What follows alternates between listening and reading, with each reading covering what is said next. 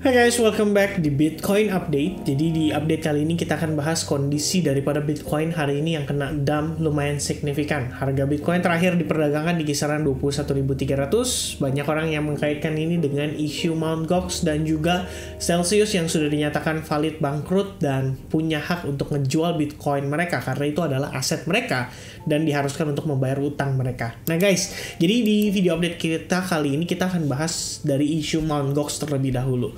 Kenapa? Soalnya banyak orang yang menghubungkan nih, ini Mt. Gox nih harusnya yang menyebabkan market Bitcoin hari ini dump lumayan signifikan. Oke, jadi ini salah satu artikel yang saya temukan membahas tentang pandangan mereka. Kenapa sebenarnya event atau isu Mt. Gox sendiri itu harusnya nggak bakal terlalu memberikan impact yang luar biasa signifikan. Memang sih, kalau misalkan koin yang istilahnya dipulangin ke mereka gitu ya, para kreditorsnya, itu kemudian dijual bersamaan, mungkin bisa menyebabkan market panik.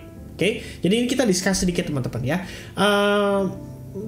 Pertama, yang perlu dipahami adalah kejadian Mt. Gox ini terjadi sekitar 8 tahun lalu, sekitar 2014. Kemudian jumlah Bitcoin yang dihack itu adalah 850.000 Bitcoin, di mana saat ini yang bisa di-retrieve dalam arti yang mereka terima lagi, yang mereka saat ini bisa kembalikan itu adalah sekitar 141.000 Bitcoin dan 142.000 Bitcoin Cash, serta ya saat ini ada sekitar 3,2 billion dollar dalam bentuk yen. Oke. Nah, jadi pertimbangannya adalah, pertama adalah kalau misalkan kita berbicara liquidation yang terjadi di market ya, likuidasi yang saya maksud di sini adalah ketika mereka punya Bitcoin, mereka pengen cairkan di market. Jadi mereka cairkan untuk menjadi cash, kemudian ya dibagiin tuh ke para orang-orang yang mungkin menjadi korban daripada hack pada kisaran 2014 lalu. Nah, di sini dijelaskan, ini menurut saya sangat masuk akal. Pertama perlu kita ketahui dulu guys, bahwa yang bisa dikembalikan ke para kreditorsnya itu adalah sekitar 141.000 Bitcoin. Dan perkiraannya adalah ini sekitar 8,8% dari total volume perdagangan dalam satu hari dari keseluruhan exchange maybe ya. Jadi ini diperhitungkan. Tentu saja ini akan memberikan dampak ya, tapi bukan pertama kali istilahnya Bitcoin itu 141.000 Bitcoin dijual dalam waktu yang bersamaan dalam satu hari guys. Oke, jadi kalau misalnya 141.000 dijual langsung dalam satu hari, itu pun hanya merepresentasikan maybe 10% lah dari perdagangan satu hari di seluruh exchange Bitcoin. Which means dalam satu hari itu ada orang beli jual dengan total volume perdagangan sekitar 1,4 juta Bitcoin. Ya, jadi ini sebenarnya minimum amount lah kita bilang, nggak sampai 10%. Oke, ini pertama. Kemudian ya ini sekali lagi ya, ini yang menurut saya sangat make sense lah gitu.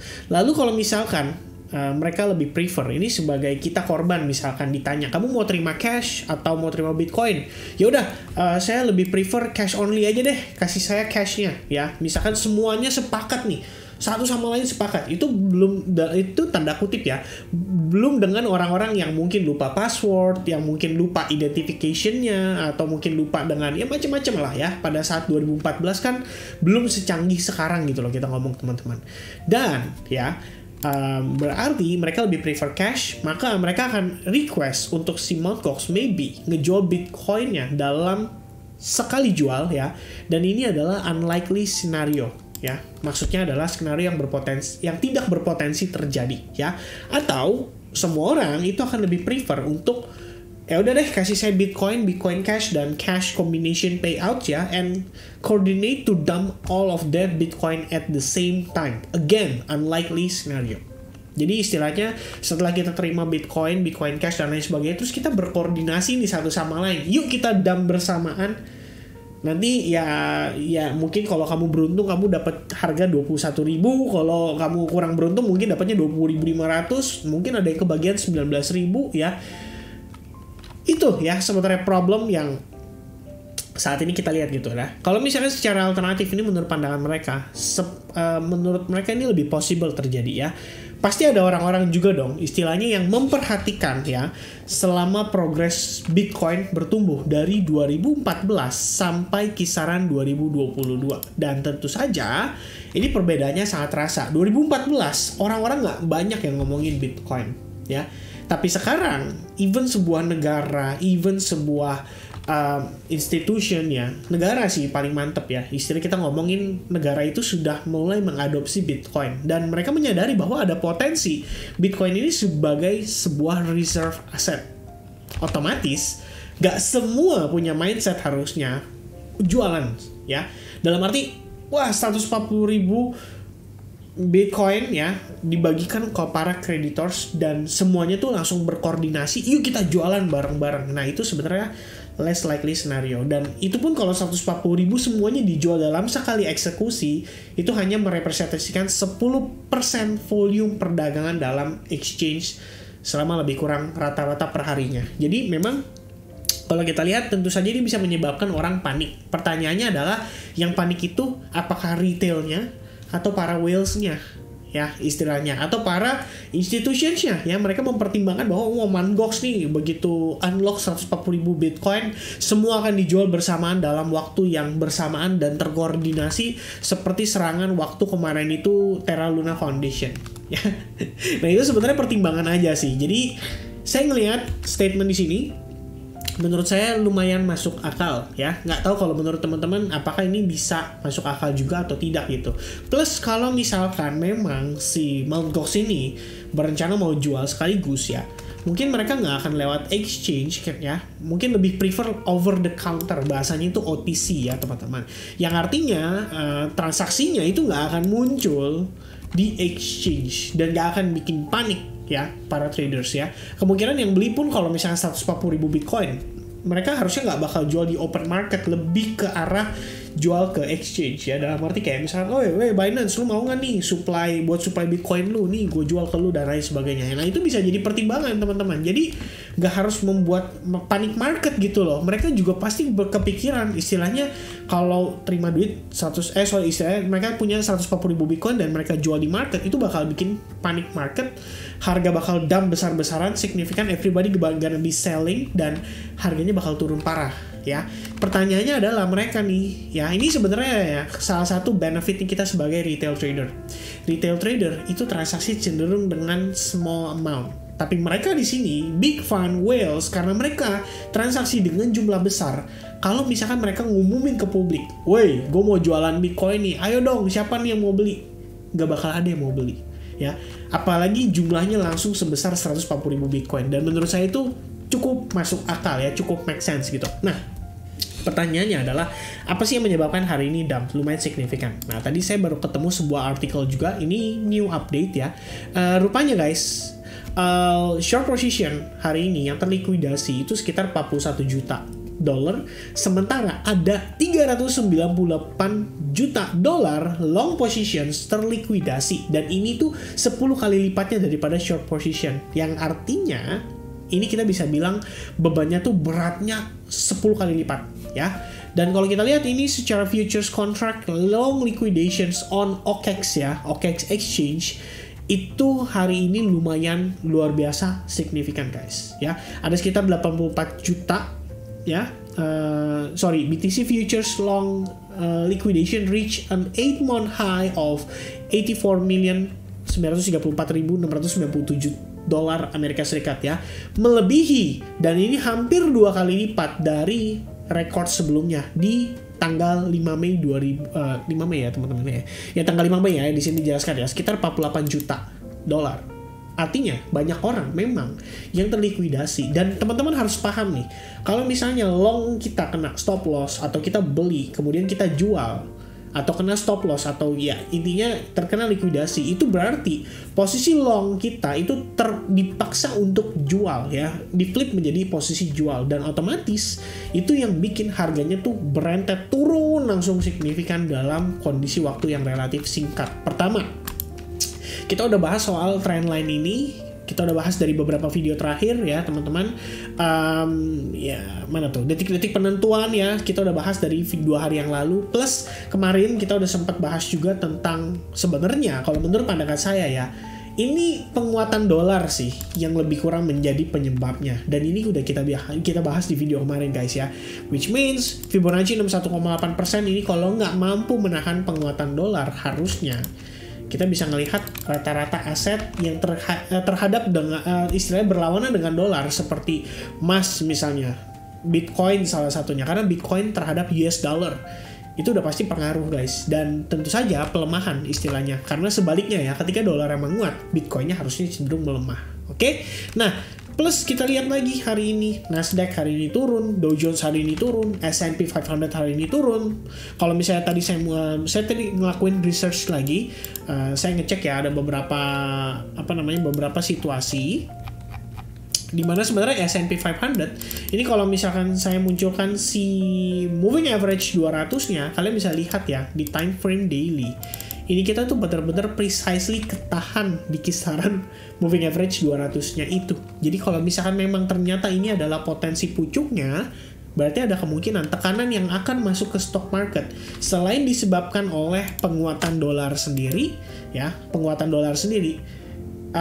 ini juga bisa akan menyebabkan kondisi Bitcoin akan semakin tertekan, ya. Dan ya balik lagi, di luar dari situasi di mana banyak orang yang terkena likuidasi. Jadi nggak heran kalau misalnya kita ngelihat market hari ini dumpnya lumayan signifikan. Tapi kalau menurut pandangan saya, ini harusnya belum disebabkan oleh si Mt. Gox sendiri. Karena Mt. Gox itu katanya isunya itu akhir bulan Agustus. Memang sih sekarang tanggal 20 ya, tanggal 20. Sebetulnya kalau kita lihat guys, kemarin kan hari Jumat ya. Untuk informasi teman-teman aja, ada yang namanya options atau futures kontrak yang expired biasanya di hari Jumat. Dan mungkin biggest possibility-nya adalah karena kontrak yang expired itu menyebabkan market ini drop signifikan. Jadi nggak cuman di futures, position futures-nya aja, di exchange ini mungkin di CME sendiri atau Chicago Mercantile Exchange itu banyak juga yang lagi rugi ya. Jadi itu bisa jadi potensi lah yang terjadi pada kondisi harga Bitcoin hari ini, kalau menurut pandangan saya. Nah, sekarang kita beralih ke price action sendiri ya teman-teman. Pertama perlu diperhatiin ya, dolar menguat, plus kemarin kita juga udah bahas USDT dominance, nggak boleh sampai breakout dari si falling wedge-nya, dan sekarang kita udah breakout dari falling wedge-nya, which is ini udah menjadi skenario yang kita sudah antisipasi beberapa hari lalu, atau kemarin ya. Nah terus pada time frame daily, ini kisaran $21.385 adalah merupakan Fibonacci retracement 50% pada swing terakhirnya guys. Dan kalau saya personally ngelihat, ada possibility juga loh bahwa di sini ada kemungkinan ABC corrective pattern, kemudian kita sekali lagi untuk ngejar ke potential wave 4-nya dia, baru kemudian kita ngelihat dia turun signifikan. Nah, cuma pertanyaannya dari sisi fundamental, apakah mendukung? Nanti akan saya buatkan satu video khusus ngebahas tentang fundamental yang saat ini benar-benar saya ngelakuin deep research, dan saya pribadi pun nggak berani langsung ngomong ke teman-teman. Kenapa? Karena saya ingin memastikan ya bahwa ini udah bener-bener valid gitu loh teman-teman ya. Jadi bukan kita ngomongin ya istilahnya baru isu dan lain sebagainya, tapi kalau bisa ini bener-bener valid dan masuk akal. Dan mungkin aja ini skenario yang saat ini sedang kita antisipasi ada hubungannya juga dengan situasi tersebut. Oke? Nah, sekarang kita ngelihat dari time frame daily, kita udah break dari trend line. Basically udah ada reaksi di market setelah 2 hari kita close di bawah si rising wedge, kemudian dia sekarang close di bawah, ya udah nggak mungkin dia balik lagi dong teman-teman hari ini ke 23 ribuan gitu kan. Istilahnya small probability-nya untuk dia balik lagi ke harga segitu, dan ya berarti udah confirm istilahnya kita closing lagi di bawah exponential moving average time frame daily, yang tentu saja ini akan memberikan dampak yang relatif negatif atau bearish terhadap harga Bitcoin saat ini. Oke? Nah, pada time frame daily sebenarnya kalau saya personally melihat ya, ini pertama kita perlu aware dulu bahwa di range price ini itu terdapat maybe kita bisa consider sebagai demand ya yang lumayan signifikan, karena terakhir dia ngangkat harganya tuh lumayan kenceng teman-teman. Dan kalau misalkan kita boleh tambahkan satu buah potential trend line yang saya tarik dari low di sini ketemu dengan low titik di sini, jadi ada 2 ya, kemudian kita geser ke samping seperti ini. Nah, ada possibility kalau misalkan kita ngetes ke range price tersebut, ini bisa ngejemput lebih banyak long liquidation lagi ya. Jadi orang dibikin sekalian dimatiin sekali lagi ya, dihabisin long positionnya, baru kemudian dia ada potential maybe small rebound atau small retracement before finally dia lanjut penurunan lagi ya. Karena saya pribadi ngelihatnya ya ini sih masih ada possibility untuk dia turun lagi ya. Let's say dia ketahan nanti di kisaran range supportnya, kemudian dia naik lagi dan skenario dead cat bounce lagi ya. Jadi seperti time frame daily ada potensi kita ngelihat dia gerakannya itu lebih ke ABC kayak gini untuk korektif lebih jauh lagi, maybe ngetes kisaran 20.000, 19.000 ya, kita belum tahu.